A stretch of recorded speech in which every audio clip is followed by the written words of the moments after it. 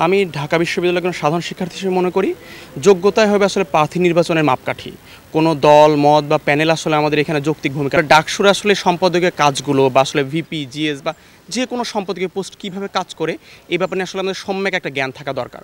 আমি মনে করি ঢাকা বিশ্ববিদ্যালয়ের শিক্ষার্থী হিসেবে প্রত্যেকটা ইন্টেলেকচুয়াল দায়িত্ব থাকবে যে তারা প্রত্যেকে গঠনতন্ত্র পড়বে, ওই সম্পাদকীয় কাজ সম্বন্ধে জানবে এবং প্রার্থী নির্বাচনের জন্য সেই প্রার্থীর ব্যাকগ্রাউন্ড, সে সেই কাজ করেছে কিনা তার ক্রেডিবিলিটি চেকের জায়গায় সে ভূমিকা রাখবে এবং তার পরবর্তী সময়ে সে চেষ্টা করবে সেই জায়গাতে ভোট দেওয়ার জন্য। এখন যদি এমন হয় যে আসলে সেই প্রার্থীটা ক্রেডিবল না বা আসলে আমি প্রার্থী নির্বাচনে ভুল করেছি, তাহলে ওই সম্পাদকীয় পোস্টটা বা ওই পোস্টটা আসলে কোনোভাবে ফাংশন করতে পারবে না। কারণ যে ওই জায়গায় কাজ করেছে, যার পূর্ব অভিজ্ঞতা আছে, সেই মাত্র জানে ওই জায়গায় কীভাবে ফাংশন করে।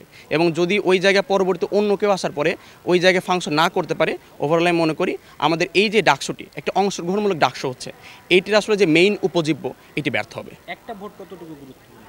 একটা ভোটও অনেক বেশি গুরুত্বপূর্ণ আমি মনে করি। কারণ আমরা দেখি যে কোনো নির্বাচনেই একটা ভোটও পুরো একটি প্যানেলকে বা পুরো একটি প্রার্থীর জন্য অনেক বেশি হুমকি স্বরূপ হতে পারে, আবার অনেক বেশি প্রিভিলেজড হতে পারে।